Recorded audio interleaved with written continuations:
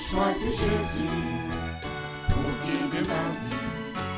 Mon bien-aimé Jésus, il est à moi, je suis à lui. J'ai choisi Jésus pour guider ma vie. Mon bien-aimé Jésus. Ok, gloire à Dieu. Nous continuons notre série Béréen l'explorateur. Nous lisons la Bible dans le but d'accomplir ce qui est écrit dans Matthieu 4,4. L'homme ne vivra pas seulement de pain, mais de toute parole qui vient de l'Éternel, de la bouche de Dieu. Donc cette série Béréen l'explorateur nous permet d'accomplir cela, vivre de toute la parole du Seigneur. Donc on a été arrivé à Deutéronome chapitre 14. Donc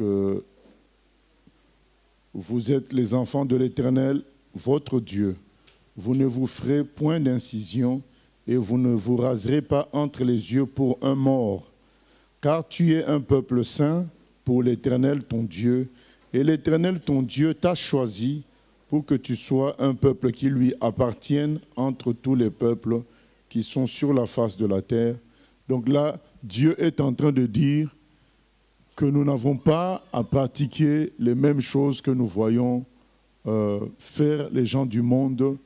Et en général, ces choses-là sont des actes spirituels. Donc ces incisions-là que les gens se font dans beaucoup de tribus, dans beaucoup de peuples, ce sont des actes d'initiation. Ce ne sont pas des incisions dans le vide.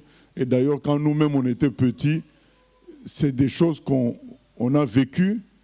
Quand on voulait faire certaines magies, on nous a fait des incisions, et en général pour avoir de la force physique. Donc, et ce n'est pas seulement l'apanage d'une seule partie de l'humanité, ça se retrouve dans toute l'humanité, qu'on se fasse des incisions dans des rituels spirituels. On voit ça même dans la mafia. Donc lorsque on veut entrer dans une famille de la mafia, on doit faire un pacte, et pendant ce pacte-là, on se pique du doigt, sur un doigt pour faire couler le sang. C'est une forme d'incision, donc qu'on fait pour faire le pacte. Il y en a qui en ont fait aussi dans le monde, soi-disant pour s'aimer toujours. Donc il y en a quelqu'un qui va couper un peu d'une partie de son doigt, faire couler le sang, et l'autre aussi coupe, et ils prennent le sang l'un de l'autre, sans que ça soit sous l'instigation d'un féticheur. Mais c'est des initiatives comme ça, parce qu'on comprend que les gens prennent parce qu'ils ont entendu d'autres qui ont fait cela. Mais on a vu beaucoup de ces gens-là finir par se séparer, même brutalement, sauvagement. Donc ça ne garantit pas l'unité.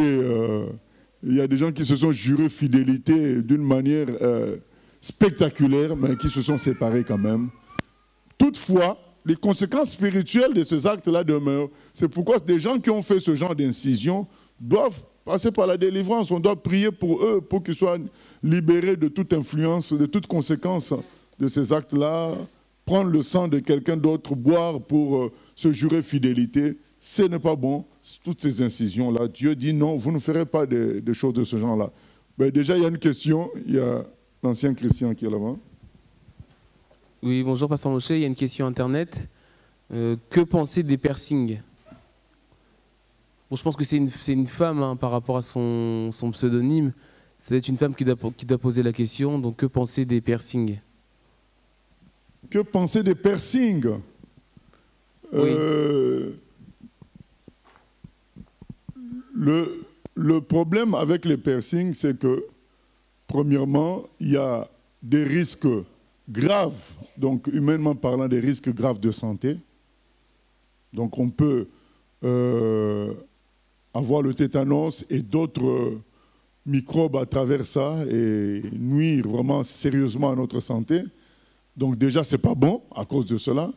Mais deuxièmement, tout ça vient des cultes de peuples orientaux. Le piercing au nez, ça vient de l'Inde, des gens qui font un culte à des dieux sataniques. À travers aussi ces piercings-là, ça a un sens chez eux. Et donc aujourd'hui, il y a des gens qui imitent ça, peut-être à la légère, mais ça n'empêche, c'est pas parce que tu bois du poison à la légère que c'est pas du poison. Ça reste du poison même si tu le bois à la légère. Donc imiter ce genre de choses à la légère a des conséquences quand même spirituelles. Donc c'est à cause de ça que le piercing, nous considérons que c'est démoniaque parce que ça vient des cultures qui sont démoniaques. Des cultures hindoues et des pratiques de sectes sataniques. Oui, on continue? Oui, non, là, c'est pas une question Internet, c'est pour moi pour aller plus loin dans la question de la personne. Donc, une femme qui se fait percer les oreilles ou un enfant à qui on perce les oreilles. Non, on n'a pas parlé des oreilles. Ok, là, c'est vraiment que des piercings dans le nez. On a parlé de ceux qui s'est rajouté plus tard. Donc, on n'a pas parlé des oreilles puisque, comment dire, dans la Bible, il y a je crois, le cas du peuple d'Israël qui se perçait, les femmes qui se perçaient les oreilles. Donc on parle de ceux qui s'est rajouté piercing au nez, sur la langue même. Il y a des choses, sincèrement, même me poser la question, c'est aller loin parce que le bon sens ne peut pas accepter qu'on se perce la langue et mettre un bijou dessus. C'est le bon sens, quoi. Voilà, donc tout ce qui se rajoute là, en dehors des oreilles, le nez, la langue, sur le nombril, des trucs comme ça, voilà. Et avec ces choses-là, on va toujours plus loin. Aujourd'hui, on met des objets qui forment comme des cornes sur la tête de quelqu'un. Donc si on considère le piercing en dehors des oreilles comme quelque chose de bon, on va très loin, on finit très très loin. Donc je crois qu'il faut éviter cela. Toutefois, on n'oblige pas non plus à faire aux oreilles. Hein. Donc celui qui ne veut pas, il ne fait pas non plus. Hein. Oui. Oui, encore une autre question. Là, c'est pas une question Internet, c'est une question personnelle. Est-ce que tu peux donner des éléments, parce que c'est une tendance aussi qu'on voit, même dans les milieux, les cercles chrétiens, de plus en plus d'hommes qui se font des piercings aux oreilles. Est-ce que tu as des éléments pour... Non, je n'ai pas un verset biblique, si c'est ça les éléments. Je n'ai pas un verset biblique. Mais je peux dire tout simplement que Dieu est contre les efféminés. Donc on peut lire ça dans 1 Corinthiens 6. 1 Corinthiens 6, versets 9 à 10.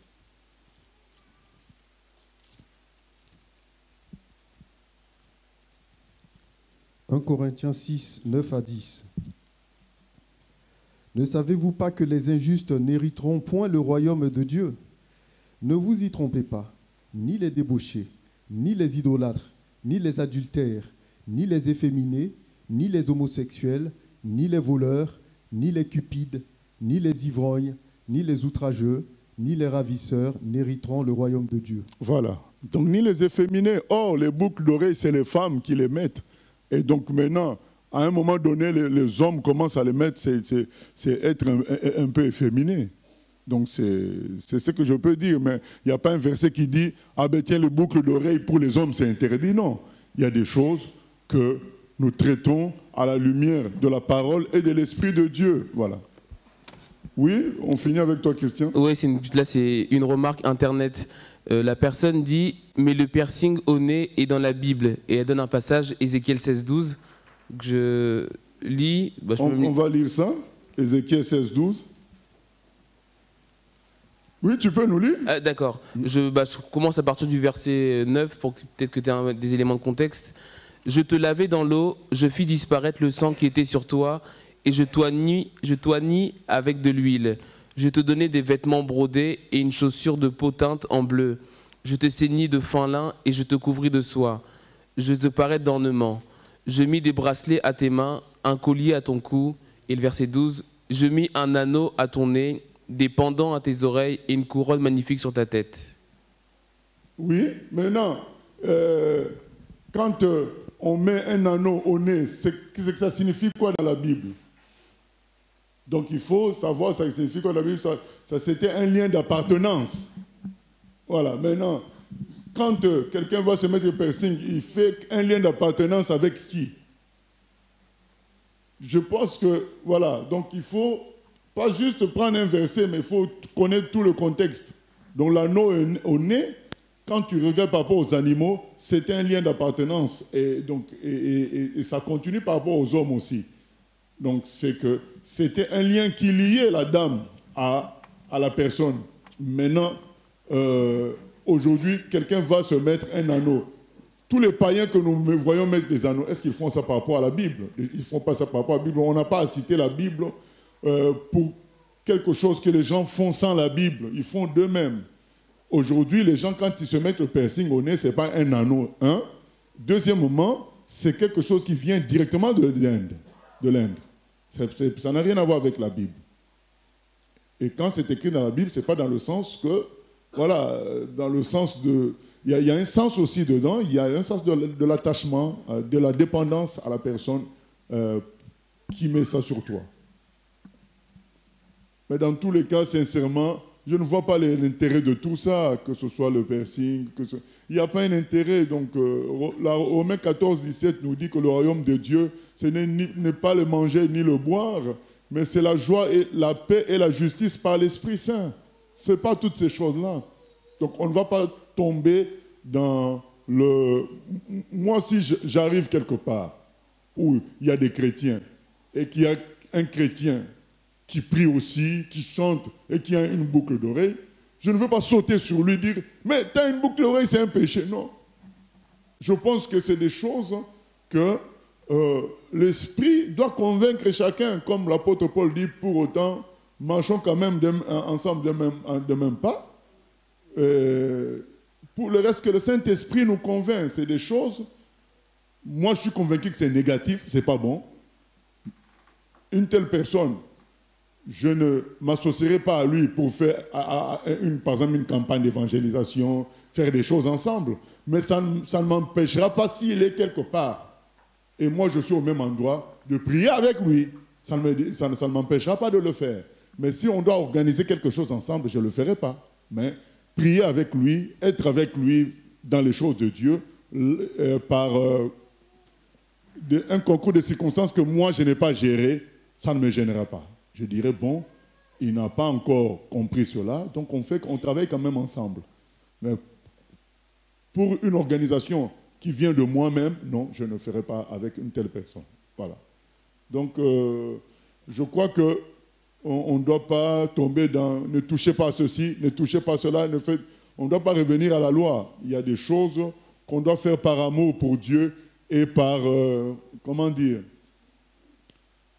par esprit de cohérence vis-à-vis de soi-même et vis-à-vis de la Bible. Vous imaginez, ce n'est pas interdit de mettre dans la Bible, ce n'est pas écrit « tu ne mettras pas un débardeur ». Vous imaginez, je veux faire 40 pompes, je mets un débardeur, je viens faire l'étude biblique, Béréen l'explorateur. Donc, quelque part, ça ne cadre pas. Donc, c'est cela dont nous devons... voilà, c'est une question de bon sens. Voilà, on ne va pas entrer dans une lutte, telle chose est interdite, telle chose est permise. Non, c'est une question de bon sens. Tu as voulu être pasteur, tu ne peux pas être Michael Jackson et pasteur en même temps, Mohamed Ali et pasteur en même temps. Il faut choisir. Toi, tu es pasteur, tu t'habilles en boxeur. Mais, donc, il faut choisir. Donc, quand on choisit quelque chose, on a choisi la vie en Christ, une vie simple. On ne va pas commencer à se battre. Ah, même, je mets quand même un piercing, mais est-ce que Christ a mis un piercing? Chrétien, ça veut dire quelqu'un qui imite Jésus. Est-ce que Jésus avait mis un piercing? Est-ce que Jésus avait fait les cheveux comme Marvin Gaye? Non. Donc, il faut bon, peut-être les jeunes ne connaissent pas. Donc, mais voilà, donc il faut choisir. Donc on ne va pas être dans une guerre quand je trouve un chrétien avec telle forme de cheveux. Ah, mais c'est un péché. Non. On n'entre pas dans cette guerre-là. On dit simplement, il faut savoir ce que tu veux. Tu veux être comme Jésus ou tu veux ressembler à Michael Jackson. Donc il faut savoir ce qu'on veut. C'est cela. Oui. Peut-être que tu as répondu partiellement. J'avais juste une question concernant les bijoux qu'on porte au niveau de la cheville. Je voulais savoir pourquoi c'était mauvais. Au niveau de la cheville? Oui. Parce que c'est des choses qui sont héritées des peuples qui faisaient des choses, chez qui il y avait une signification. Et donc on évite ça. C'est des héritages, c'est comme l'incinération des morts. Toutes ces choses-là, c'est des héritages des peuples orientaux qui servaient des faux dieux. Et on n'est pas appelé à tout cela, on est appelé à être simple. Et voilà quoi, c'est tout. Et souvent, c'était aussi, comment dire, la chaînette aux chevilles, c'était aussi un symbole de légèreté. Donc on doit éviter, je ne vois pas bon, sincèrement, bon, qu'est-ce que cette chaînette-là va faire sur ta cheville? On joue au football peut-être avec le pied. Voilà. La vie chrétienne, on ne doit pas la compliquer. On ne va pas faire des débats, cheville, machin. Non. Soyons simples et on sera bien comme ça, quoi. Nous continuons donc avec l'ancien Seigneur. Ah, il y a encore une question? Ok. Le micro n'est pas allumé.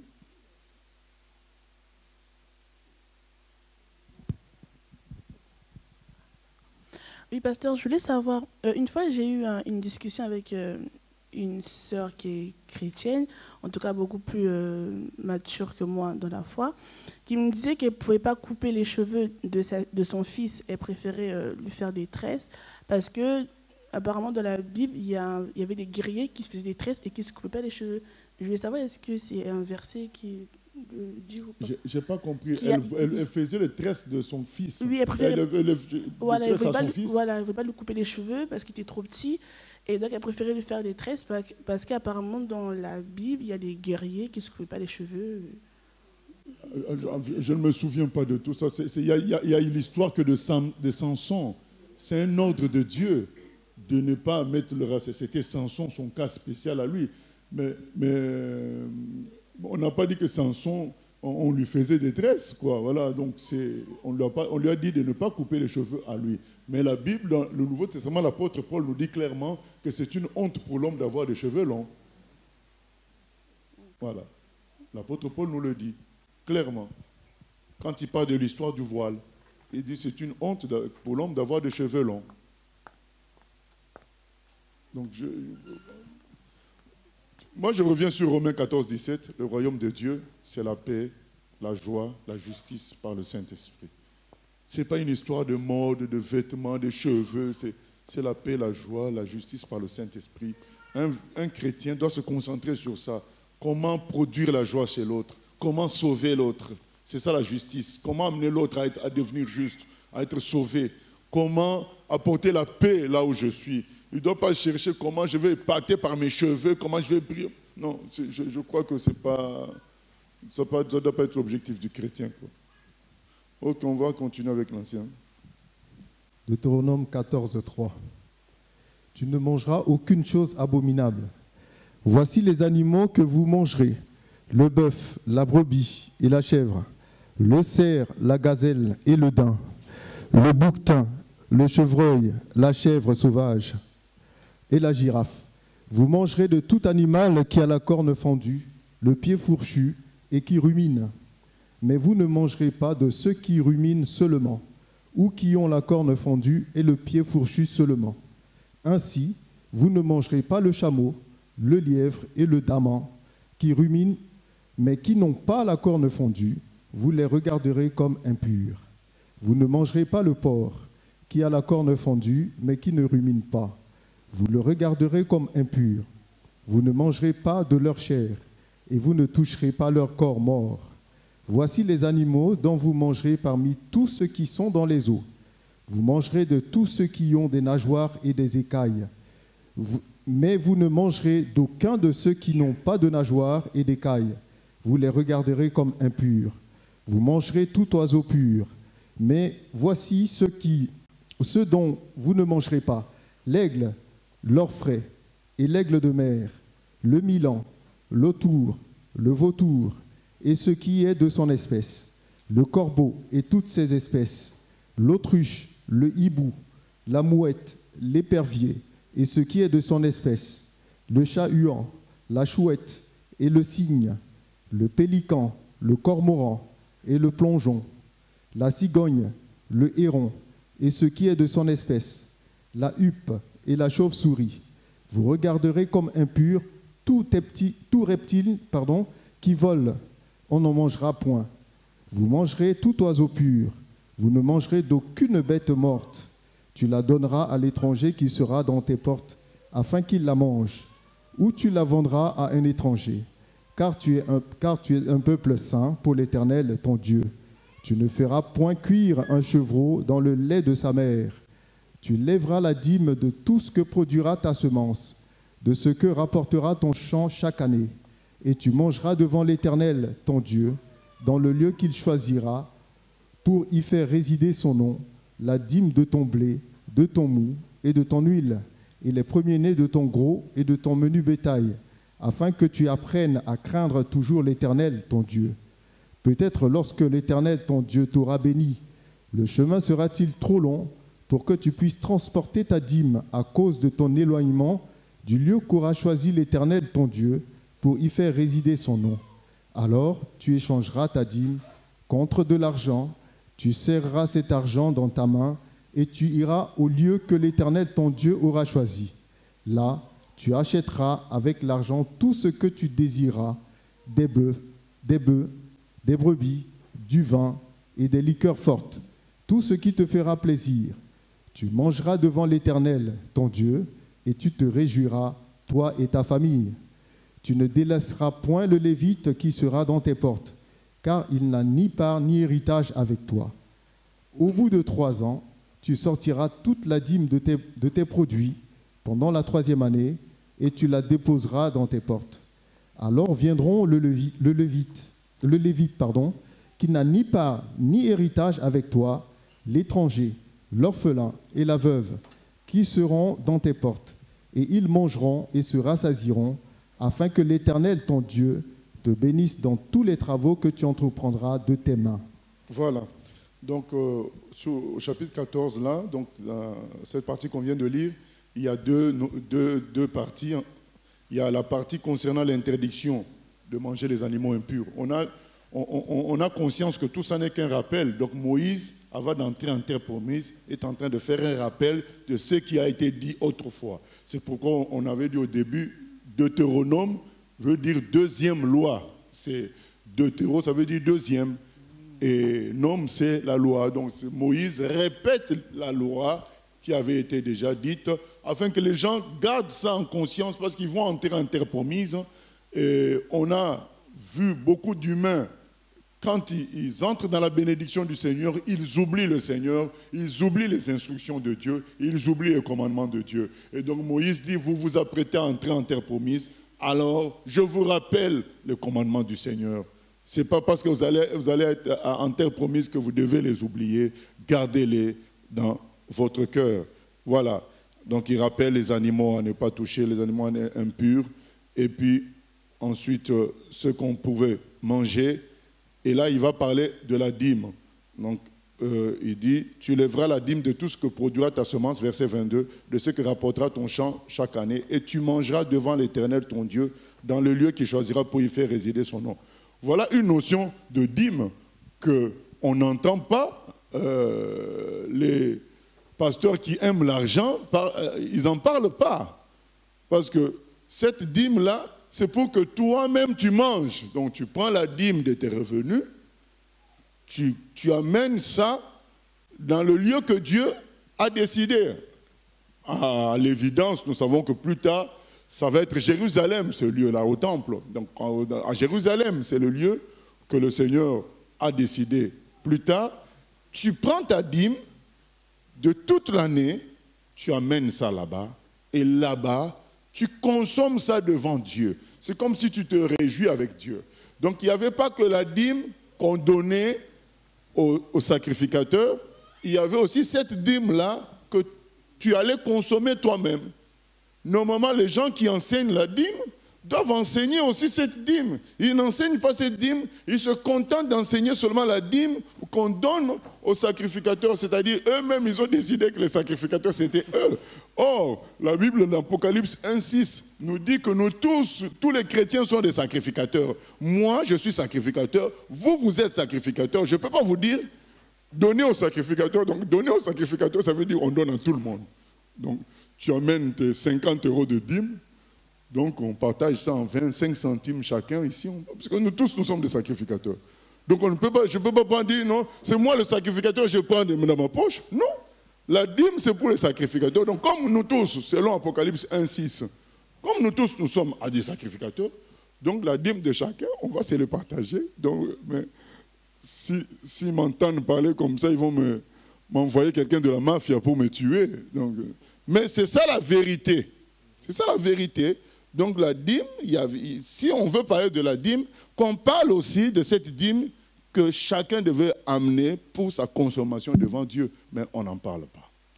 Et il dit, verset 27, « Tu ne délaisseras point le Lévite qui sera dans tes portes, car il n'a ni part ni héritage avec toi. » Ça, on l'avait déjà lu précédemment. Dieu veut qu'on tienne compte des gens qui le servent, qui vivent leur vie pour parler de Dieu, pour, instruire dans le Seigneur les autres, pour prier pour les autres. Il veut qu'on en tienne compte pour les aider, parce qu'ils n'ont pas les mêmes objectifs que chacun qui veut acheter sa maison, être promu PDG, ainsi de suite. Eux, ils ont l'objectif que de parler de Dieu. Mais pour cela, ils ne doivent jamais être délaissés. Verset 28, « Au bout de 3 ans, tu sortiras toute la dîme de tes produits pendant la 3e année et tu la déposeras dans tes portes. Alors viendront les Lévites, qui n'a ni part ni héritage avec toi, l'étranger, l'orphelin et la veuve, qui seront dans tes portes, et ils mangeront et se rassasieront, afin que l'Éternel, ton Dieu, te bénisse dans tous les travaux que tu entreprendras de tes mains. » Maintenant, il y a une autre dîme. Cette dîme, c'est la dîme de tous les 3 ans.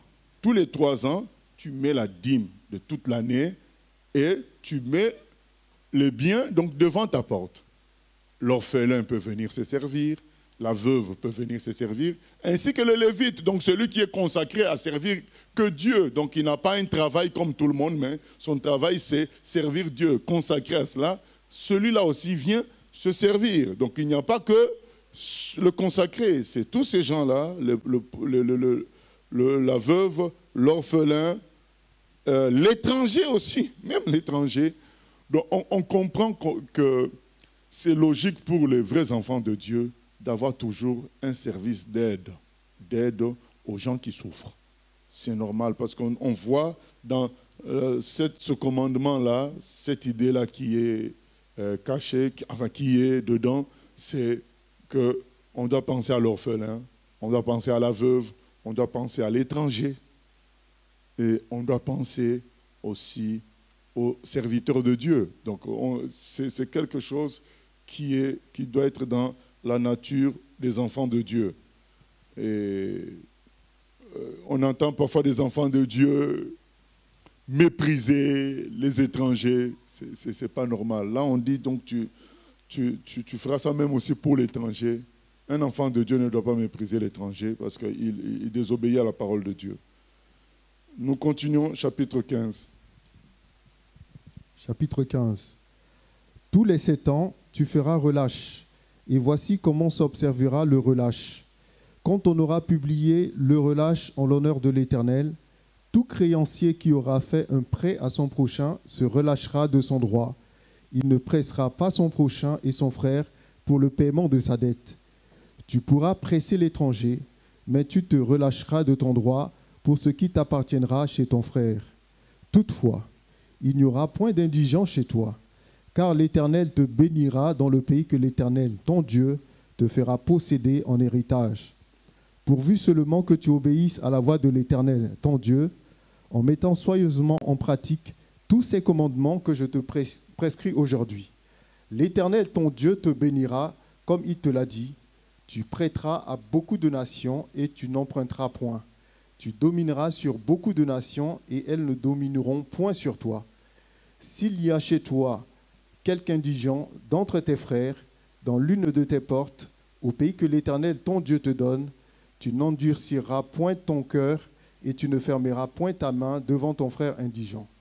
Mais tu lui ouvriras ta main et tu lui prêteras de quoi pourvoir à ses besoins. Garde-toi d'être assez méchant pour dire « en ton cœur ». La 7e année, l'année du relâche, approche. Garde-toi d'avoir un œil sans pitié pour ton frère indigent et de lui opposer un refus. Il crierait à l'Éternel contre toi et tu te chargerais d'un péché. Donne-lui et que ton cœur ne lui donne point à regret. Car à cause de cela, l'Éternel, ton Dieu, te bénira dans tous tes travaux et dans toutes tes entreprises. Il y aura toujours des indigents dans le pays. C'est pourquoi je te donne ce commandement. Tu ouvriras ta main à ton frère, au pauvre et à l'indigent dans ton pays. Si l'un de tes frères hébreux, homme ou femme, se vend à toi, il te servira 6 années. Mais la 7e année, tu le renverras libre de chez toi. Et lorsque tu le renverras libre de chez toi, tu ne le renverras point à vide. Tu lui feras des présents de ton menu bétail, de ton air, de ton pressoir, de ce que tu auras par la bénédiction de l'Éternel, ton Dieu. Tu te souviendras que tu as été esclave au pays d'Égypte et que l'Éternel, ton Dieu, t'a racheté. C'est pourquoi je te donne aujourd'hui ce commandement. Amen, amen, amen. Vraiment, que Dieu soit béni de voir combien il jette un regard favorable sur l'esclave. Il dit, si tu prends un frère, ton frère, comme il se vend en toi comme esclave, la 7e année, tu le laisses libre. Si tu as prêté à quelqu'un, la 7e année, la dette est annulée. Il dit, mais attention de te dire, quand on a la 6e année, si je prête à un tel, l'année prochaine c'est annulé, donc je ne prête pas. Il dit, ça serait te charger d'un péché. C'est ce qu'il est écrit là. Garde-toi, verset 9, d'être assez méchant pour dire en ton cœur, la 7e année, l'année du relâche approche. Garde-toi d'avoir un œil sans pitié pour ton frère indigent et de lui opposer un refus. Il crierait à l'Éternel contre toi et tu te chargerais d'un péché. En fait, ça nous rappelle un commandement du Seigneur Jésus qui nous dit, lorsque nous avons prêté à quelqu'un, que nous ne cherchions pas à récupérer, que nous n'espérions pas récupérer. Et si la personne nous donne, et nous donne, mais que nous ne fassions pas de pression pour récupérer cela. Donc ça rejoint ce qu'on est en train de lire. Donc tu prêtes à quelqu'un, la 7e année, c'est annulé. Et quelqu'un était esclave chez toi, un frère hébreu, la 7e année, tu le renvoies libre, mais tu le laisses pas juste partir, mais tu lui donnes des cadeaux, des présents, de tout ce que peut-être, de tout ce que lui aussi il a contribué à produire chez toi. Donc tu lui fais une part de tout cela. Ça montre la bonté de Dieu quand nous pensons à ce qu'étaient les autres codes d'esclavage ailleurs. Là, on voit vraiment que c'est une grande différence. Dieu est vraiment bon. Ça résout beaucoup de problèmes parce que là, je suis quelques épisodes de réalité de prison. C'est vrai que tu t'imagines, quelqu'un va faire 40 ans, 35 ans dans un lieu sans voir l'extérieur. Je trouve ça quand même cruel. Voilà, donc, et là, on voit que si on était dans l'obéissance à la parole de Dieu, la 7e année de telle personne, bon, on aurait trouvé une solution pour eux, différente.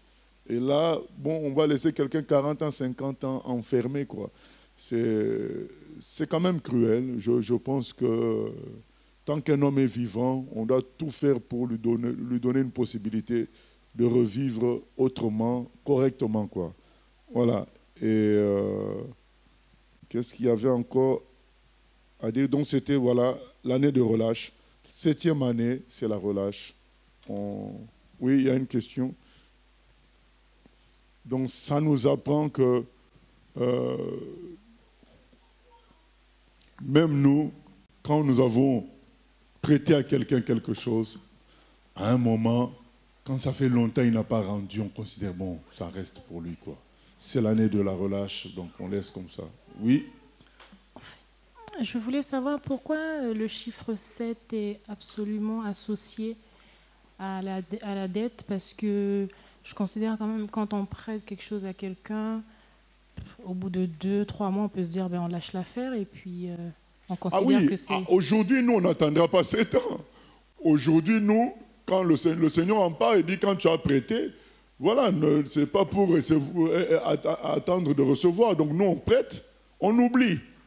Maintenant, si la personne nous rend, il nous rend. Donc c'est comme ça que nous, on doit faire aujourd'hui. Mais est-ce qu'il y a quelque chose, comment dire, un lien avec le chiffre 7? Pourquoi 7? Ah oui, 7 symbolise le chiffre de Dieu. Donc tout ce qui est lié à la perfection divine, c'est souvent 7 dans la Bible, chiffre 7. Donc ça dit quand on arrive à ce chiffre-là, on s'approche de Dieu. Voilà. Cette attitude-là de relâche, c'est quelque part une attitude de repos que Dieu donne et une attitude qui montre la nature bienveillante, la nature miséricordieuse de Dieu. Voilà. Ok, nous continuons chapitre... non, on continue verset 16. Verset 16. Si ton esclave te dit, je ne veux pas sortir de chez toi, parce qu'il t'aime, toi et ta maison, et qu'il se trouve bien chez toi, alors tu prendras un poinçon et tu lui perceras l'oreille contre la porte et il sera pour toujours ton esclave. Tu feras de même pour ta servante. Tu ne trouveras point dur de le renvoyer. Je reprends verset 18. Tu ne trouveras point dur de le renvoyer libre de chez toi, car il t'a servi 6 ans, ce qui vaut le double du salaire d'un mercenaire. Et l'Éternel, ton Dieu, te bénira dans tout ce que tu feras. Amen. L'Éternel, ton Dieu, te bénira dans tout ce que tu feras.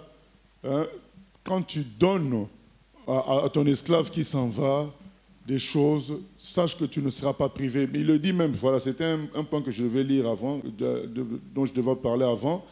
Donc, quand tu fais relâche, c'est-à-dire quelqu'un qui avait ton argent, et puis tu dis, bon, ça y est, j'oublie.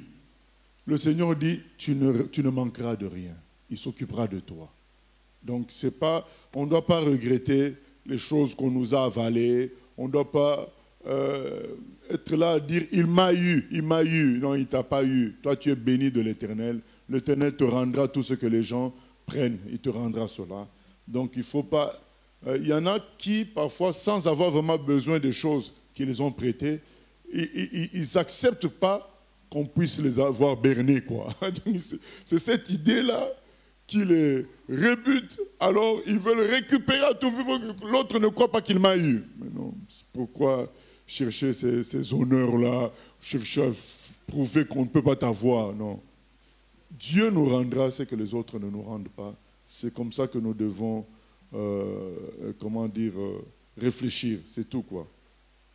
Et là, il dit, tu donnes le double de ce qu'on donne du salaire d'un mercenaire. Et l'Éternel, ton Dieu, te bénira dans tout ce que tu feras.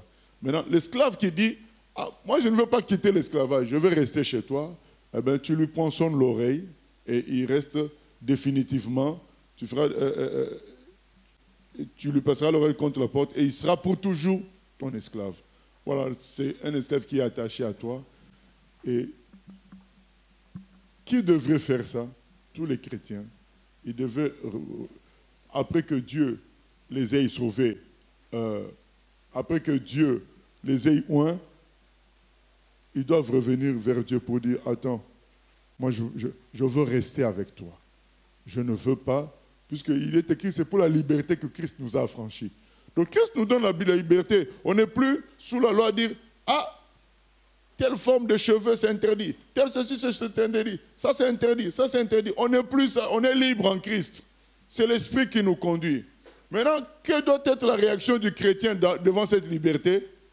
C'est d'aller maintenant s'habiller comme les gens du monde. Faire en disant, ah non, c'est pour la liberté que Christ nous a affranchis. Oui, d'accord. Lui nous libère. Nous, on fait quoi? On revient vers lui. Il dit, Seigneur, moi, je veux rester attaché à toi. Toi, tu me laisses libre de faire ce que je veux, mais moi, je veux faire ce que toi, tu veux. Je veux être ton esclave à jamais. Nous sommes des esclaves volontaires. On n'est pas des esclaves imposés. C'est volontairement qu'on revient vers Dieu pour dire, d'accord, je peux m'habiller comme je veux, puisque tu m'autorises. Mais moi, je veux m'habiller comme toi tu veux. Je peux manger ce que je veux puisque tu m'autorises. Mais moi, je veux manger comme toi, tu veux que je mange. C'est cela, le véritable chrétien. Il s'est rendu esclave volontaire de Dieu. Donc, par sa propre volonté, il comprend que loin de Dieu, c'est la perdition. Même si Dieu me laisse le choix de faire comme je veux, tant que je ne pêche pas, moi je refuse ça. Je veux faire les choix selon Dieu. Je vais aller faire les courses. Je prie. Seigneur, même si j'ai de l'argent, je veux que tu me diriges à acheter les choses qui me seront utiles. Je veux que tu me diriges, que je ne passe pas mon temps à faire les magasins, puisque le temps est cher. Le temps peut servir à prier. Que je ne passe pas, je ne tourne pas en rond en train de chercher ceci, cela, que je tombe sur le bon magasin et le bon produit rapidement, et que je rentre à la maison faire quelque chose d'utile. Donc on doit, c'est ça le chrétien, il est libre de passer toute sa journée au docks, ou bien, comment dire, dans les boutiques par-ci, par-là des centres commerciaux. Il est libre, parce qu'il n'y a aucun verset qui lui interdit. Il est libre en Christ. Mais lui-même dit, il se dit, mais non, mon temps appartient à Dieu. Je ne veux pas gaspiller mon temps. Je préfère prier que Dieu me dirige. Il est esclave volontaire. Et il choisit ça. Celui qui fait ça, il est intelligent. Il a compris que Dieu n'échoue jamais. Dieu connaît tous les produits. Il connaît tous les prix. Donc il va me diriger au bon endroit. Ça paraît comme ça, difficile, mais c'est au contraire le meilleur chemin. Il connaît tout. Dieu connaît toutes les femmes. Donc il va me donner la femme qu'il me faut. Dieu connaît tous les hommes. Mais on est là à faire des choix. Il faut qu'ils soient comme ça. Tu vas faire des choix qui vont tourner mal contre toi un jour. Tu dois dire, Seigneur, choisis pour moi. Il y en a qui disent, ah, si je lui demande de choisir, il risque de me... Mais comment quelqu'un qui t'aime va mal choisir pour toi? Dieu nous aime. Pensons toujours à l'amour de Dieu pour nous. Il a donné son Fils pour nous. Pourquoi il va nous laisser souffrir? Pourquoi il va nous créer notre souffrance? Comme on s'imagine que Dieu va nous créer toujours des problèmes. Je ne sais pas d'où vient cette idée-là. C'est juste parce qu'il ne va pas se soumettre à notre volonté, ça c'est clair. Et on pense qu'il va toujours vouloir nous créer des problèmes. Non. Pas du tout. Disons, Seigneur, je vais aller faire les courses. Je ne compte pas sur mes sous, je compte sur toi. Amène-moi à dépenser d'une manière biblique, sage, selon ton Esprit Saint. Et fais-moi tomber sur les bons endroits. C'est tout. Prions. C'est simple. Et c'est ça l'esclavage volontaire. Dieu me laisse libre, mais moi je fais les choses selon sa volonté. Je reviens vers lui pour qu'il prenne le contrôle de toute ma vie. C'est de l'esclavage volontaire. Personne ne me pousse à le faire. Et ça c'est beau. Mais quand les gens commencent à faire des choses, ah, je vais aller au culte parce que si on ne me voit pas trop, on va m'appeler pour savoir pourquoi je ne suis pas venu. Je vais à l'étude biblique parce que si le pasteur ne me voit pas, ça c'est de l'hypocrisie. Il faut de soi-même dire, tiens, ma vie c'est auprès de Dieu. Volontairement, je vais chercher la vie auprès de lui. Je suis libre de ne pas aller au culte. On n'est pas sauvé parce qu'on est parti au culte. On est sauvé par Christ. Donc Christ nous a franchis. On est libre de ne pas venir au culte. On est libre de ne pas écouter la prédication. Mais toi-même, tu te dis, quand j'écoute la prédication, je reçois la vie. Je vais aller écouter la prédication parce que ça me donne la vie. Je vais aller auprès de Dieu. C'est là que je me sens en sécurité. Combien de fois les vrais chrétiens ne se sentent pas en insécurité alors qu'ils ont beaucoup de choses? Ils ont une protection humaine, mais ils ne se sentent quand même pas bien. C'est ce que David dit dans le psaume 63, « Mon âme a soif de toi comme une terre aride desséchée. » Tu as tout, mais il y a quelque chose qui ne va pas. Et quand tu pries, après tout va bien maintenant. Donc les vrais chrétiens viennent auprès de Dieu, pas par pression, mais dans leur liberté, ils ont compris que c'en est un esclave de Dieu qu'on est le mieux. Donc Dieu dit, bon, allez, je t'ai donné la liberté, tu peux t'en aller faire ce que tu veux. Lui-même dit, mais maître, je ne veux pas sortir, je vais rester ton esclave à jamais. C'est ce que Jésus lui-même a fait. Dans le psaume 40, on va lire ça. J'aime beaucoup le Seigneur Jésus. C'est lui le modèle parfait. Il a toujours fait les choses avant nous. Psaume 40. Tu n'as voulu ni sacrifice, ni holocauste. Mais tu m'as formé un corps. Psaume 40.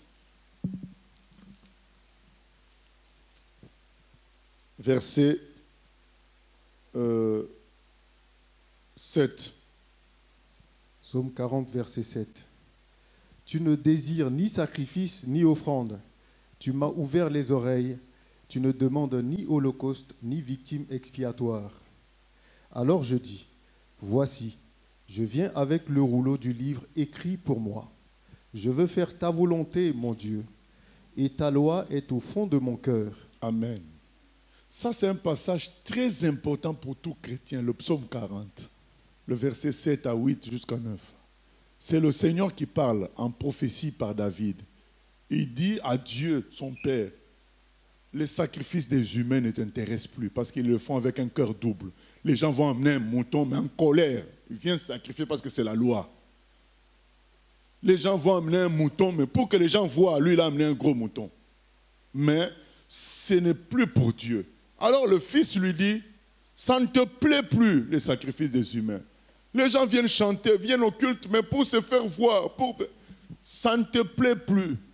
Alors moi, Jésus, je viens être le véritable sacrifice, le véritable esclave. Donc tu m'as ouvert les oreilles, on peut écrire aussi, tu m'as percé. Donc ce qu'on vient d'entendre. Donc quand un esclave ne veut pas quitter son maître, qu'est-ce qu'on fait? On lui perce l'oreille et il appartient à jamais à son maître. Jésus dit, moi, j'ai choisi cela. J'ai choisi de ne pas te quitter, Père, mais de faire ta volonté. Qu'est-ce que le Seigneur a dit à Gethsémane? Est-ce que, Seigneur, tu ne peux pas éloigner cette épreuve de moi? Mais il s'est ressaisi, il a dit, mais que ta volonté soit faite. Donc le Seigneur était sans péché. Hein? Nous encore, on a péché. Donc on n'a qu'à revenir à Dieu pour à chaque fois nous pardonner, quoi. Mais lui, il était sans péché. Et il avait la liberté de dire, je ne vais pas à la croix, puisque moi, je n'ai pas péché. Je ne vais pas à la croix. Mais il a dit non. Dans ma liberté, je me laisse ouvrir les oreilles. On l'a percé l'oreille pour comme être à jamais à Dieu, esclave de son Père à jamais. Tu ne désires ni sacrifice ni offrande. Le sacrifice des humains n'était plus agréable. C'était fait dans un esprit de calcul, dans un esprit charnel. Et Jésus dit, c'est moi qui vais être le sacrifice. Donc, je vais devenir esclave à jamais. Tu m'as ouvert l'oreille. Dans d'autres versions, c'est ce qui est écrit. Tu m'as percé l'oreille. Tu m'as ouvert les oreilles. Alors je dis, voici, je viens avec le rouleau du livre écrit pour moi. Je veux faire ta volonté, mon Dieu. Voilà. Le véritable chrétien, il sait qu'il est libre de faire sa vie. Ce n'est pas un péché de manger ceci, de manger cela, de voyager, de faire ce qu'on veut. Ce n'est pas un péché. Mais lui, il a pris sa liberté, il l'a redonnée à Dieu. Il a dit, tu me laisses libre, mais de moi-même, je viens pour te dire, sois mon maître à jamais. Ouvre-moi l'oreille, perce-moi l'oreille. Les gens pensent que nous, on vient au culte parce qu'on vient, parce qu'on est obligé. On n'est pas obligé. On sait que notre vie est là. Quand Psaume 133, qu'il est doux et agréable pour des frères de demeurer ensemble. C'est là que l'Éternel envoie la bénédiction. On vient parce que c'est nous qui recevons la bénédiction. On est des esclaves volontaires, comme le Christ lui-même. Il m'a poinçonné l'oreille. C'est ce que les gens ne comprennent pas. Le roi Agrippa face à Paul. D'une manière indirecte, il veut dire à Paul, mais quel est ton problème? Pourquoi tu te retrouves en prison comme ça au lieu de faire ta vie, quoi? Pourquoi ces histoires de Jésus, tu suis ces histoires de Jésus qui te créent des problèmes? Paul lui a dit, depuis que je l'ai vu sur le chemin de Damas, je suis devenu son esclave volontaire. C'est ce qui explique au roi Agrippa que je me retrouve en prison pour lui. Paul n'était pas obligé d'être en prison, mais il a choisi d'accomplir la volonté de Dieu. C'est tout. Nous faisons ce que nous faisons parce qu'on aime le Seigneur, parce qu'on a compris aussi que la vie se trouve qu'en lui. Donc autant être son esclave. Vous savez, c'est comme quelqu'un qui dit, ah non, non, non. Moi, je ne veux pas être commandé, je veux être libre. Libre dans sa liberté, il est au SMIC, chômeur, tout ça, Pôle emploi. Mais il y a quelqu'un qui dit, ah, moi je veux être commandé par le président, je veux être un bébé du président. Ah, c'est vrai que le bébé, il y a une honte à ce qu'on te change la couche, on te donne le biberon, mais tu as quand même, en tant que bébé du président, tu as 3 ou 4 gardes du corps. Tu ne connais pas le froid, tu ne connais pas la canicule, le chaud. Tu es bien entouré. Donc, nous, on a préféré être le bébé du roi des rois, le Seigneur des seigneurs, l'enfant du roi des rois. Même si en tant qu'enfant de Dieu, eh ben, nous écoutons ses instructions, nous obéissons. Les autres, les païens, ils font leur vie. Mais en faisant leur vie, ils finissent où? En prison. Ils finissent où? Alzheimer. Ils finissent où? Esclaves de la drogue. Au fait, ils fuient le véritable esclavage, le bon esclavage de Dieu, pour aller dans des esclavages beaucoup plus durs. L'esclavage de l'impudicité, beaucoup plus dur. L'esclavage de la nourriture, c'est beaucoup plus dur. Où tu te réveilles à 3 heures du matin en train de chercher le gâteau. C'est beaucoup plus dur. 3 heures du matin, les gens qui dorment, toi tu te réveilles, à pas léger, tu avances vers la cuisine parce que tu dois manger un chocolat. C'est beaucoup plus dur cet esclavage-là. L'esclavage de la musique du monde, c'est beaucoup plus dur. Il y a des gens qui dépensent 400 €, 500 € pour aller voir un concert quelque part. Ils dépensent 1000 € en achetant les produits de Johnny Hallyday. C'est des esclavages beaucoup plus durs. Au lieu de venir à l'esclavage beau, simple, où on est comme l'enfant du président. Oui, on n'a pas. On est comme enfermé chez le président, mais on a tout. On est protégé. Et notre avenir, puisque notre président, il est bon et parfait, notre avenir est tracé. On est bien. C'est ça la vie chrétienne. Les gens ont une mauvaise conception, comme quoi c'est ne touche pas ceci, ne touche pas ça. Non, la vie chrétienne, c'est les esclaves volontaires. Des gens qui ont compris que la vie ne se trouve qu'en Dieu. Des gens qui ont compris que Dieu est bon et amour. Je préfère être avec lui. Et si je dois arrêter avec certains péchés, il m'aidera. Je préfère être avec lui. Parce que si je ne suis pas avec lui, tous ces péchés-là que je commets, je vais en devenir esclave un jour. Et ils vont m'amener en prison, ils vont m'amener au divorce, ils vont m'amener à telle maladie. Je préfère être avec Dieu. Esclave de Dieu, volontaire, c'est ça le christianisme. Je peux être libre, mais je choisis l'esclavage avec le Seigneur. Un bel esclavage, un esclavage qui nous donne la paix chaque jour, la vraie sécurité, le vrai bonheur. Oui, ancien? Une question Internet. Bonsoir. Peut-on dire la même chose au niveau du libre arbitre, à savoir que nous avons le libre arbitre, mais que comme nous voulons obéir et suivre le Seigneur, nous choisissons de ne plus l'avoir?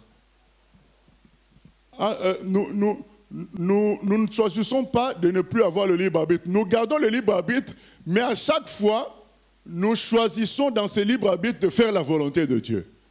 Donc, l'homme ne perd pas le choix. Il garde son choix jusqu'à sa mort. Mais il est appelé, c'est pourquoi le Seigneur, quand il nous a laissé la prière, il a dit, priez de cette manière. Notre Père qui es aux cieux, que ton règne vienne et que ta volonté soit faite sur la terre, c'est-à-dire sur la terre comme au ciel, c'est-à-dire sur la terre, moi dans ma vie même, donc je suis sur la terre, donc que ta volonté se fasse dans ma vie, comme elle est faite au ciel. Nous gardons notre choix, mais à chaque fois qu'on doit faire le choix, on choisit Dieu. C'est ce qui se passe. Nous ne perdons pas le libre arbitre. On s'en sert pour choisir Dieu. C'est d'ailleurs ce qui est écrit aussi dans la parole. Tout m'est permis, tout n'est pas utile. Donc oui, en Christ, nous avons la liberté. Mais je vais utiliser ma liberté pour m'approcher de Dieu, au lieu d'utiliser ma liberté pour m'éloigner de lui, parce que c'est la mort après. C'est un choix de vie.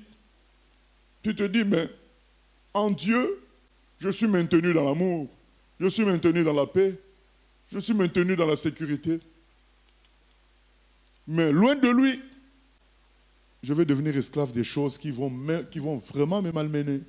Donc on choisit de s'humilier, d'aller dire pardon à quelqu'un, alors que notre chair refusait d'aller dire pardon à la personne, mais on se dit non.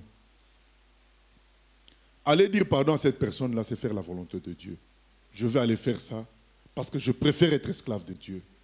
En étant esclave de Dieu, j'ai toutes les garanties de bonheur, ici sur la terre et au ciel. C'est cela, qu'on ne se méprenne pas sur la vie chrétienne. Les gens, quand ils nous regardent, ils ont l'impression qu'on est devenus des ermites, des ascètes, des gens qui ne veulent pas le plaisir. Non, ce n'est pas ça.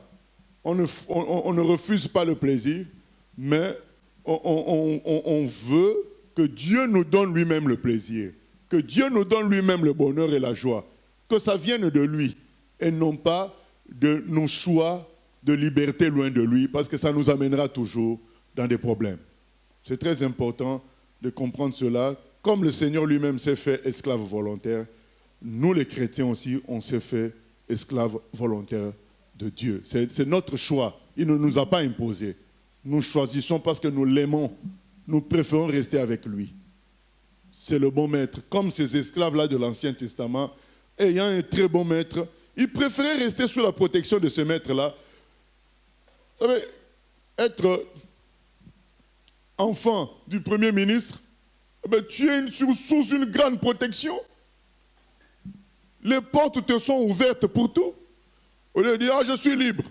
Ah oui, mais tu es libre, mais va chercher le boulot. Dans beaucoup de sélections, on ne te prendra pas. Nous, on préfère être esclave du maître, du roi des rois. Ce n'est pas de la faiblesse, c'est un choix intelligent, c'est tout. Donc tu choisis ce qui est bien vraiment pour toi. Mais il n'y a pas que le choix intelligent, il y a aussi l'amour. Nous l'aimons, nous ne voulons pas le quitter, nous voulons rester avec lui. Qu'il soit notre Père à tous les niveaux. On l'aime. Quand on aime, l'amour n'a pas d'explication. Quand on aime quelqu'un, il n'y a pas d'explication. Il y a des mamans qui ont vécu pour leur enfant handicapé, elles vivent que pour cet enfant-là. Il n'y a pas d'explication. Cet enfant-là ne lui donne rien, mais c'est son enfant. C'est l'amour, c'est comme ça. Nous aussi, on aime Dieu, puisqu'il nous a aimé le premier, il nous a communiqué cet amour. Nous aussi, on l'aime. Après, il n'y a pas d'explication à donner à quelqu'un. Oui, ce que je fais là, on le dit, tout ce qu'on sème avec Dieu, on récoltera. Mais ce n'est pas que ça. Il y a aussi un amour inexplicable. Je me suis posé cette question-là récemment, il y a quelques semaines. Je me suis dit, mais finalement, pourquoi je fais tout ce que je fais?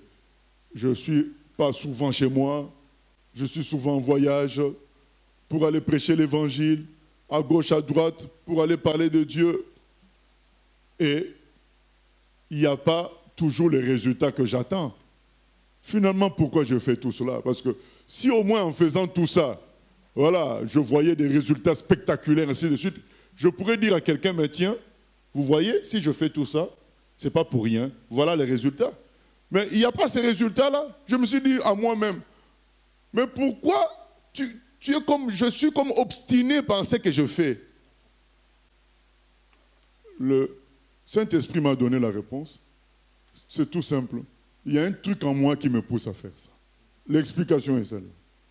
C'est-à-dire, je ne peux pas dire, tiens, c'est parce que j'ai des résultats, parce que ces résultats-là, tels que je les attends, je ne les ai pas. Je vous le dis, sincèrement, les résultats, tels que je les attends, je ne les ai pas. Je ne peux pas dire, quand je fais ça, après j'ai la capacité de courir comme Usain Bolt. Non, je n'ai pas cette capacité, je reste toujours lent. Donc, je n'ai pas de résultats pour dire, c'est à cause de ces résultats-là que je fais ce que je fais. Moi-même, je me suis posé la question, alors, mais pourquoi tu fais tout ça? La réponse est venue, mais parce qu'il y a un truc qu'on a placé en moi qui me pousse comme ça. Donc, il y a un esprit qui m'anime. C'est l'Esprit de Dieu. Il te pousse à gauche, à droite. Mais parce que tu aimes Dieu et tu pars. C'est tout. Il n'y a pas parce qu'il y a un résultat. Certains, vous savez, il y a certains qui ont choisi Dieu parce qu'ils se disent, mais tiens, il est plus fort que Satan. Il me protégera toujours. Il me donnera l'argent que je cherche dans le monde. Avec Dieu, ça sera de l'argent sûr. Avec Satan, c'est parfois compliqué. Là-bas, ça sera sûr. Mais même quand on est avec ces idées-là, quand tu viens à Dieu, Dieu va transformer ces idées pour t'amener à le servir par amour et non pas à cause de tout ça. Donc, il faut comprendre ça. C'est un esclavage volontaire. 1 Jean 4, 19 explique ça. Nous, si nous l'aimons, c'est parce qu'il nous a aimés le premier. Dieu nous ayant aimés, ça nous a communiqué quelque chose qui nous fait fonctionner pour lui. Et un vrai serviteur n'a pas vraiment d'explication pour vous dire, mais je gagne ceci, je gagne cela, parce que Paul le dit dans 2 Corinthiens 11. Il dit, j'ai traversé toutes sortes de choses, les jeûnes, les tempêtes, les emprisonnements. Regardez la vie de Paul. Mais c'est l'esprit qui est en lui qui le pousse à faire ça. Et il le fait par amour. Tout simplement. Tout simplement. On doit servir Dieu par amour. Même si on ne voit rien. Mais on est liés. Donc, malgré mon constat de n'avoir pas les résultats que j'attends, je suis encore plus motivé à servir Dieu. Comment expliquer ça? C'est qu'il y a quelque chose qui est en moi qui est plus fort que mes constats négatifs. Ça, c'est l'Esprit de Dieu. C'est le lien d'amour où tu te dis, mais je veux rester son esclave. Volontairement. C'est tout. Il n'y a pas d'intérêt. Puisque d'une manière humaine, voilà, je suis resté presque une année avec une voiture en panne où je ne pouvais pas chauffer la voiture en hiver, là, vous êtes là, parce que il y avait un problème. Oui, mais malgré ça, tu continues quand même à servir Dieu. Qu'est-ce qui explique ça? C'est l'amour. Parce que certains diront, mais Dieu nous a promis, on aura toujours de bonnes choses. Mais là, moi, j'ai pas. J'ai galéré avec cette voiture-là, comme ça. Mais tu vas expliquer ça comment? C'est l'esclavage volontaire. C'est-à-dire que la personne a compris qui est Dieu. Dieu est amour. Il sait ce qu'il fait. Il a donné son Fils pour nous. Tu as été touché par ça et ça t'a changé. Maintenant, tu fais les choses sans contrôle, tout simplement par amour. Il n'y a pas... C'est cela, c'est que Jésus dit, tu ne veux pas de sacrifice charnel, alors me voici, on m'a poinçonné l'oreille, on m'a percé l'oreille pour devenir ton esclave à vie. Et c'est ça que... C'est ce qui arrive à tous les chrétiens. Il y a quelque chose d'inexplicable. Vous ne pouvez pas expliquer ça. Ils peuvent connaître des moments difficiles comme ce monsieur qui ne pouvait que bouger son œil. Un vrai chrétien qui a eu un problème de maladie grave et qui ne pouvait que bouger son œil. Heureusement, il avait un ami professeur. Lui-même, il était un savant, mais il avait un ami professeur aussi qui avait fait un ordinateur qui pouvait interpréter et qui pouvait utiliser. Avec son œil, il pouvait parler, il pouvait s'exprimer, il pouvait écrire des livres. Et avec son œil, il a traduit la Bible en plusieurs langues. Avec son œil, il a fait des livres. Mais tout en restant fidèle à Dieu. Que des choses pour Dieu, hein, mais qu'avec l'œil, il ne peut pas bouger le reste. Bon, comment expliquer que cet homme reste fidèle à Dieu comme ça? C'est parce que quelque chose l'a saisi. C'est ce que Paul va dire. Christ m'a saisi. Et moi aussi, je cherche à le saisir. C'est comme ça. Donc, de l'esclavage volontaire, le maître te dit, tu es libre. Toi-même, tu dis, non, non, je veux rester avec toi. Je veux faire ta volonté. C'est ce qui importe pour moi. Même si on va se moquer de moi, je vais aller quand même dire pardon. Même si on va se moquer de moi, je vais quand même laisser la personne passer alors que c'est mon tour. C'est comme ça, parce que je veux faire la volonté de mon Dieu et non pas ma volonté. C'est un choix, c'est... Voilà quoi. J'aime le Seigneur Jésus. Il nous donne toujours le bon exemple. Verset 17 de Deutéronome 15. Alors tu prendras un poinçon et tu lui perceras l'oreille contre la porte et il sera pour toujours ton esclave. Tu feras de même pour ta servante. Tu ne trouveras point dur de le renvoyer libre de chez toi, car il t'a servi 6 ans, ce qui vaut le double du salaire d'un mercenaire. Et l'Éternel, ton Dieu, te bénira dans tout ce que tu feras. Donc, voilà ce qu'on dit à la personne qui libère l'esclave. L'Éternel, ton Dieu, te bénira. Voilà, celui qui traite bien les autres, Dieu le bénira aussi. Versets 19 à 23. Verset 19. Tu consacreras à l'Éternel ton Dieu tout premier-né mâle qui naîtra dans ton gros et dans ton menu bétail. Tu ne travailleras point avec le premier-né de ton bœuf, et tu ne tondras point le premier-né de tes brebis. Tu le mangeras chaque année, toi et ta famille, devant l'Éternel ton Dieu, dans le lieu qu'il choisira. S'il a quelque défaut, s'il est boiteux ou aveugle, ou s'il a quelque autre difformité, tu ne l'offriras point en sacrifice à l'Éternel ton Dieu. Tu le mangeras dans tes portes. Celui qui sera impur et celui qui sera pur en mangeront l'un et l'autre, comme on mange de la gazelle et du cerf. Seulement, tu n'en mangeras pas le sang. Tu le répandras sur la terre comme de l'eau. Voilà, donc le sacrifice que le Seigneur accepte, c'est le premier-né et sans défaut. Ça nous rappelle qui? Le premier-né, c'est Jésus, et il était sans défaut. Donc c'est le seul sacrifice que Dieu accepte. Tous les autres sacrifices, c'était en attendant. Le véritable sacrifice, c'est le premier-né et sans défaut. Et vous vous souvenez que dans les précédentes études, on avait expliqué que Dieu accorde une grande importance aux premiers-nés. C'est pourquoi les premiers-nés sont beaucoup combattus, parce que les premiers-nés sont consacrés à Dieu. Donc on l'avait déjà expliqué, et là encore il le redit, c'est le premier-né.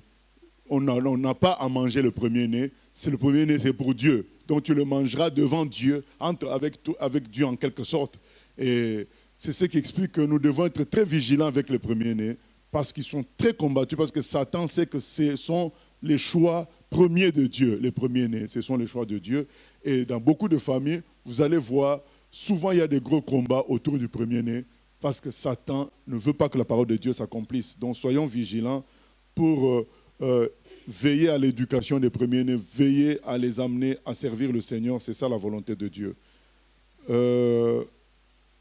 On va s'arrêter là parce qu'il y a des questions Internet. Il y a quelqu'un qui pose la question, pasteur, pourquoi il y a une généalogie de Jésus-Christ, vu qu'il n'est pas le fils direct de Joseph? Voilà. Dans Luc 3 et dans Matthieu 4, dans Matthieu 1er, il y a la généalogie de Jésus. Le but de Matthieu, c'est de montrer, puisque Matthieu est un juif, c'est de montrer aux juifs que Jésus est descendant d'Abraham et de David. Voilà, donc surtout de David. Donc, puisque le Messie qui devait venir serait fils de David.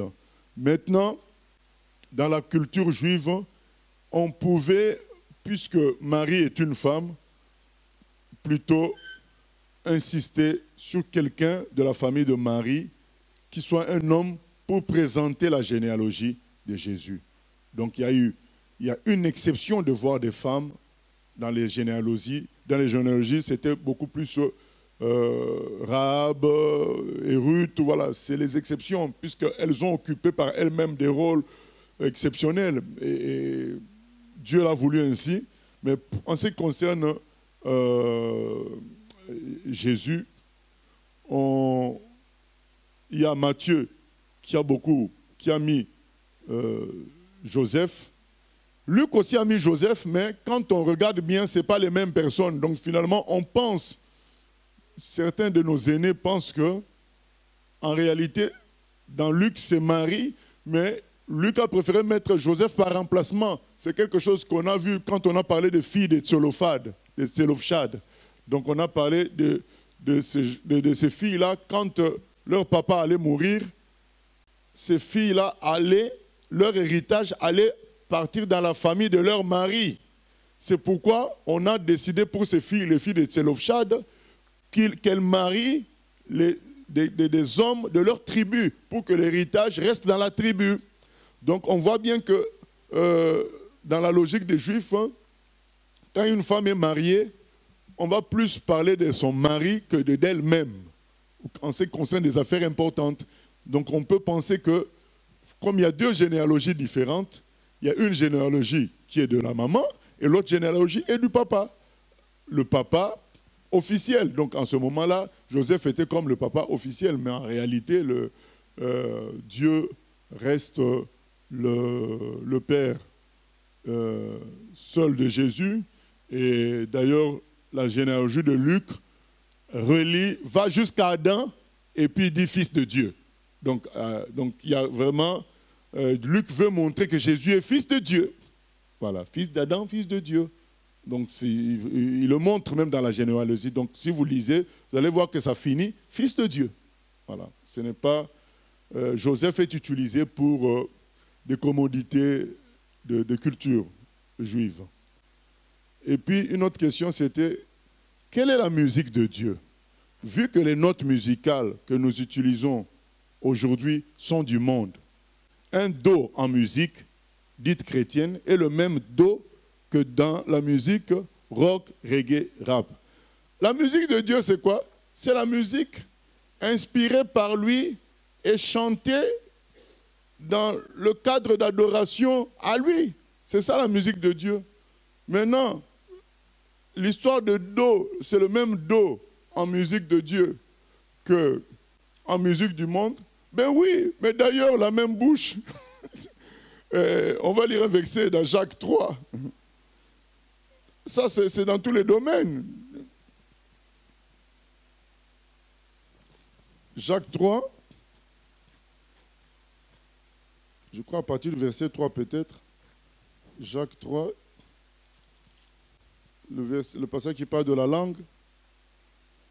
Verset 6. Verset 6. Non, à partir du verset 5. 3. Non. Mes frères, qu'il n'y ait parmi vous un grand nombre de personnes qui se mettent à enseigner. Commençons même au premier verset. Jacques 3, verset 1er. Mes frères, qu'il n'y ait pas parmi vous un grand nombre de personnes qui se mettent à enseigner, car vous savez que nous serons jugés plus sévèrement. Nous branchons tous de plusieurs manières. Si quelqu'un ne branche point en parole, c'est un homme parfait, capable de tenir son corps en bride.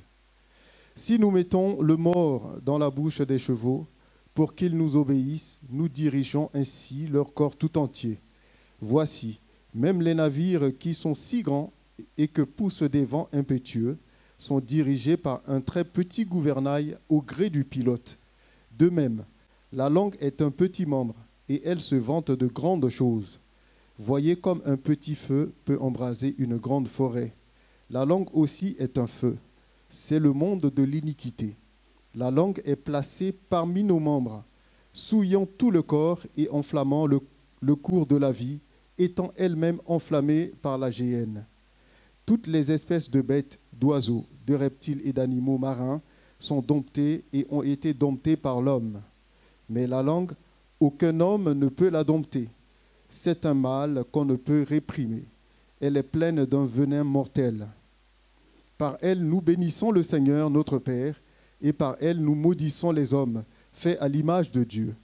De la même bouche sortent la bénédiction et la malédiction. Il ne faut pas, mes frères, qu'il en soit ainsi. Voilà, il ne faut pas, mes frères, qu'il en soit ainsi. Donc on voit bien que même, on a une langue qui peut bénir, une langue qui peut maudire.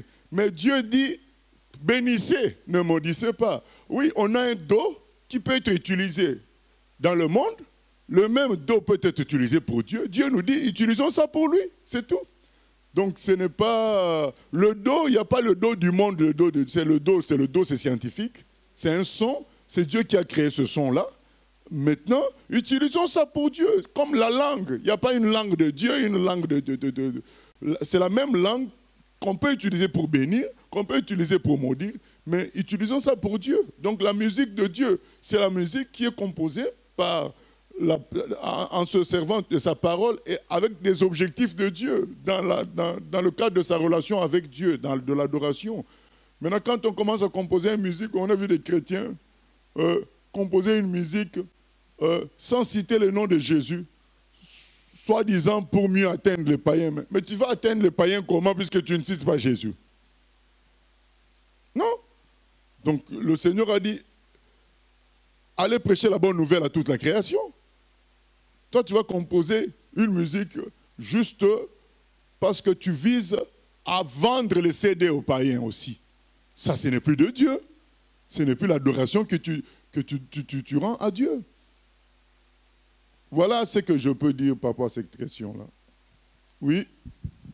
Oui, Pasteur Moshe, il y a 2 questions Internet. La première question, c'est « J'aimerais savoir à quel moment l'enlèvement de l'Église aura lieu. Est-ce avant les tribulations ou bien après, ce qui voudrait donc dire que l'Église doit alors subir ces tribulations? Soyez bénis. » Voilà, je pense que dans les tribulations, il y a des jugements dus à la colère de Dieu. Les chrétiens sont sauvés de la colère à venir. Quand nous venons en Christ, nous avons la paix avec Dieu. Donc nous ne pouvons plus subir sa colère. Et c'est pourquoi je pense que le chrétien n'aura pas à subir les tribulations qui sont des jugements de Dieu. Et il sera enlevé avant cela.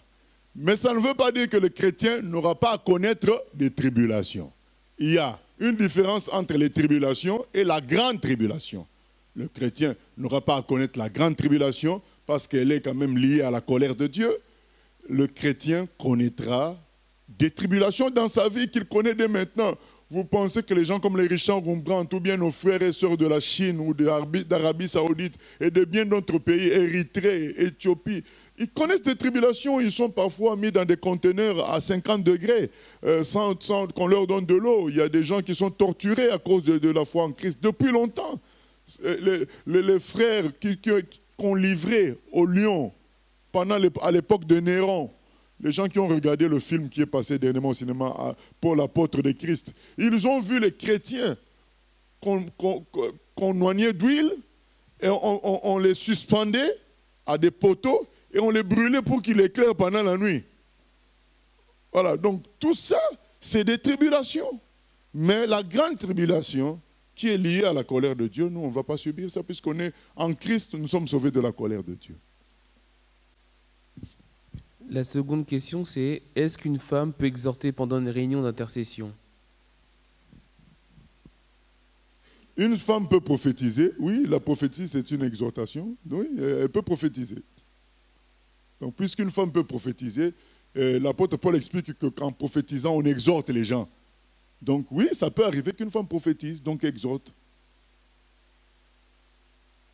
Mais, comme on avait dit précédemment, ne quittons pas la logique générale de Dieu, qui est que c'est l'homme qui a autorité, mais ça n'empêche pas que la femme soit une bouche qui peut être utilisée par Dieu. Oui. Oui, il y avait une troisième question que je n'avais pas vue. Dans la version Semeur, au sujet du droit d'aînesse que Ésaü a donné à Jacob, il est dit que c'était la volonté de l'Éternel. Pourtant, Jacob a menti à son père afin d'être béni. Qu'en pensez-vous? Qu'est-ce que j'en pense? Je pense que Jacob a utilisé le mauvais moyen pour atteindre la volonté de Dieu. Mais ça reste la volonté de Dieu quand même. Mais il a utilisé le mauvais moyen. Donc on ne doit pas se dire, je vais mentir pour faire le bien. Non. Voilà. Donc quand on est dans la volonté de Dieu, on doit laisser Dieu lui-même faire jusqu'au bout, jusqu'à la dernière minute, attendre le secours de l'Éternel. Voilà. Donc nous concluons en disant, le Seigneur nous appelle à être des esclaves volontaires. Toi-même, à réfléchir, à te dire, qu'est-ce que je gagne? Moi, je dis, il y a une part d'intelligence. Mais après, dès qu'on a reçu l'amour de Dieu, la part de l'intelligence est faible. Mais quand même, dans le départ, il y a une part d'intelligence quand même pour toi-même réfléchir. Mais Satan va me donner quoi? Le monde va me donner quoi? Et Dieu va me donner quoi? Réfléchissons. Quand quelqu'un réfléchit bien, il se dit non. Je préfère être esclave de Dieu. Je suis tranquille comme ça. Avec Satan, c'est toujours les trahisons, les faux coups, les espionnages, les maladies compliquées. Non, non, non, non. Le manque d'assurance, la drogue, tout ça. Et l'insatisfaction. Hein. Parce que si ces gens-là étaient satisfaits, ils ne prendraient pas la drogue telle qu'ils la prennent. Ils ne continueraient pas à voler les pauvres. Alors que les pauvres souffrent déjà, tu continues à les voler. Alors que toi, tu es milliardaire. C'est que tu es insatisfait de tes milliards. Donc ça, c'est ça qu'on récolte avec Satan, l'insatisfaction. Mais Jésus a dit, celui qui a faim vient à moi, mais il n'aura plus faim. Voilà, il est satisfait. Donc quand on fait le bilan de tout ça, on dit non, je choisis Dieu. Et quand on répond comme ça à son amour, on est pris. Il nous maintient maintenant dans son amour, par sa grâce. Donc choisissons d'être des esclaves volontaires du Seigneur. Au nom de Jésus, prions le Seigneur. Oui. Ouais, tu peux parler rapidement comme ça, voilà.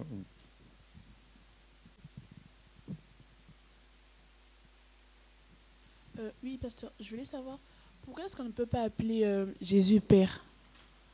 Parce qu'il n'est pas le Père, lui il est le Fils de Dieu. Mais pourtant, Jésus c'est bien Dieu. Oui, mais c'est le Fils.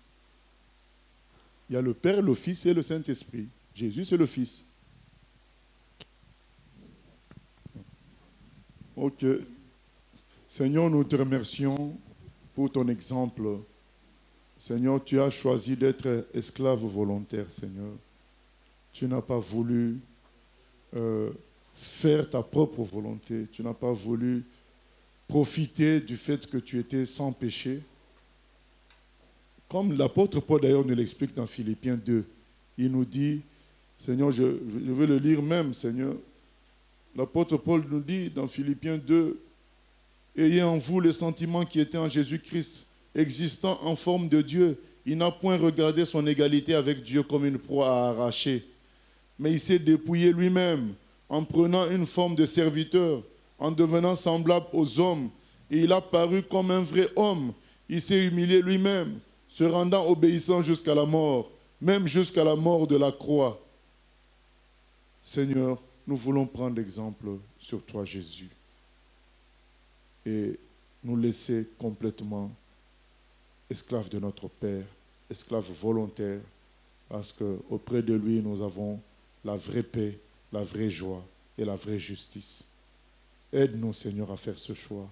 Révèle-toi à nous, que nous réalisions ton amour, et saisis par ton amour, que nous aussi nous puissions t'aimer profondément et choisir de demeurer avec toi toute notre vie en esclaves volontaires. À toi la gloire, la louange au siècle des siècles. Amen.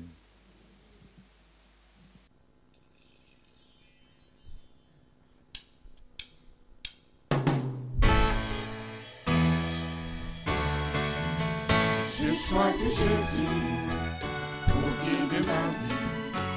Mon bien-aimé Jésus, il est à moi, je suis à lui.